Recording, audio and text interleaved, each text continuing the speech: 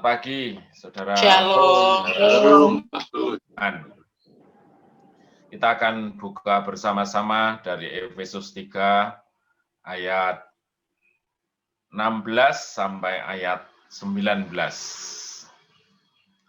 Nah, dalam Efesus 3 ayat 16 sampai 19 ini mengupas tentang doa Paulus kepada jemaat Tuhan bahwa sesungguhnya yang menjadi kunci keberhasilan seseorang dipanggil Tuhan adalah sampai sejauh mana akal budinya, jiwanya menangkap akan pekerjaan Tuhan yang dirindukan terjadi dalam hidupnya. Dia menggambarkan dalam satu dimensi untuk semua orang percaya masuk di dalam panggilan Tuhan itu akan mengalami perkara-perkara yang luar biasa. Nah, ayat 16 demikian firman Tuhan. Aku berdoa supaya Ia menurut kekayaan kemuliaannya menguatkan dan meneguhkan kamu oleh rohnya di dalam batinmu. Sehingga oleh imanmu, Kristus diam di dalam hatimu, dan kamu berakar serta berdasar di dalam kasih.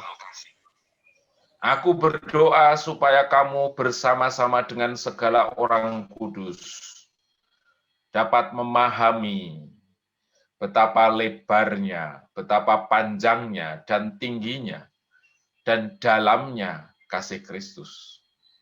Dan dapat mengenal kasih itu sekalipun ia melampaui segala pengetahuan.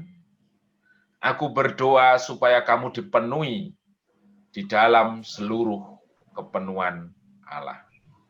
Nah, Paulus sebenarnya ingin menceritakan bahwa di dalam Kristus orang tidak mungkin mendeskripsikan kasih Allah dengan pikiran-pikiran manusia atau dengan cara berpikir yang linier atau menggambarkan kasih Kristus itu seperti kasihnya seorang manusia kepada orang yang dikasihinya. Dia jauh lebih dari itu. Tidak bisa diungkapkan dengan perkataan bahkan akal budi kita. Nah, kalau kita melihat di sini ayat 18, supaya kamu bersama-sama dengan orang kudus dapat memahami betapa lebarnya, panjangnya, tingginya, dan dalamnya. Ini kasih 4 dimensi. Ruangan yang kita kenal tentu hanya 3 dimensi, panjang, lebar, tinggi. Tapi dia dalamnya. Itu artinya Paulus ingin mengungkapkan bahwa orang percaya harus mengalami kasih yang tidak mungkin bisa diungkapkan lagi dengan kata-kata. Barangkali kita membayangkan ketika kita jatuh cinta dulu untuk mengungkapkan isi hati kita kepada pacar yang kita kasihi itu dengan perkataan yang tak terkatakan. Ini tentu jauh lebih luar biasa lagi. Dan ayat 19 dikatakan, dan dapat mengenal kasih itu, sekalipun ia melampaui segala pengetahuan. Artinya, tidak teragukan lagi kasih Allah yang akan dinyatakan kepada setiap orang percaya, bahkan dengan deskripsi, perkataan, perasaan yang sanggup kita ungkapkan itu tidak mungkin menggambarkan kasih Tuhan yang begitu luar biasa itu.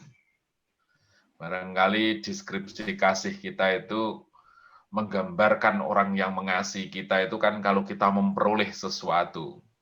Tetapi Tuhan seringkali mengajarkan bahwa ungkapan kasih-Nya justru mengajarkan kita untuk memperjuangkan sesuatu, untuk membayar sesuatu dengan nilai-nilai yang kita kasih agar kita semakin dekat dengan Dia. Kan dimensi orang kalau mengasihi ya tentu kita memberi sesuatu yang membuat hati kita nyaman. Tetapi apakah pemberian atau sesuatu yang baik itu membuat kita semakin terikat dengan Dia?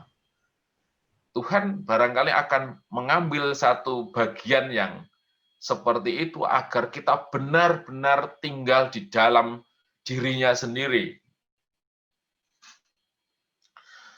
Nah, itu adalah kasih di luar pengetahuan kita. Dengan manusia yang wajar, kita tidak mungkin memahami kasih itu.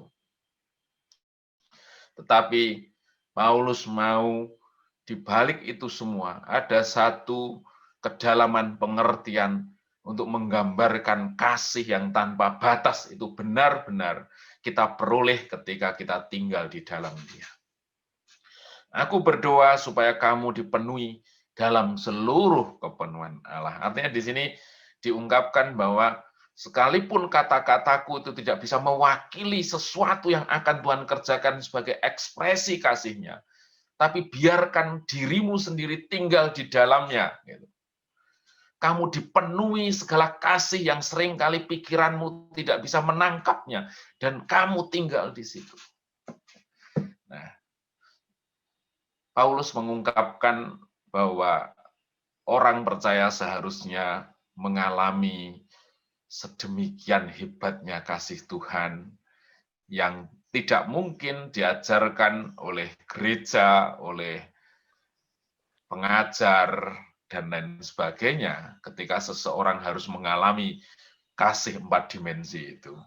Tapi biarkan semua jemaat Tuhan, gereja Tuhan mendorong semua orang yang kita kasih jemaat Tuhan untuk memasukkan mereka di dalam dimensi yang seperti dimensi kasih Allah seperti Paulus ungkapkan ini. Mari kita bersepakat, bersatu hati untuk menyatakan bahwa Allah harus bertindak dengan dirinya sendiri. Allah mendapatkan dirinya kepada setiap jemaat Tuhan. Allah mendapatkan dirinya bagi negeri dan bangsa ini, sehingga segala sesuatu yang Allah rindukan benar-benar terjadi. Umat Tuhan memahami apa yang Allah ingin kerjakan di dalam hidupnya, sehingga sungguh mereka dikuatkan, diteguhkan di dalam panggilan, dan mereka terus maju semakin di dalam keserupaan Kristus. Amin. Mari kita berdoa.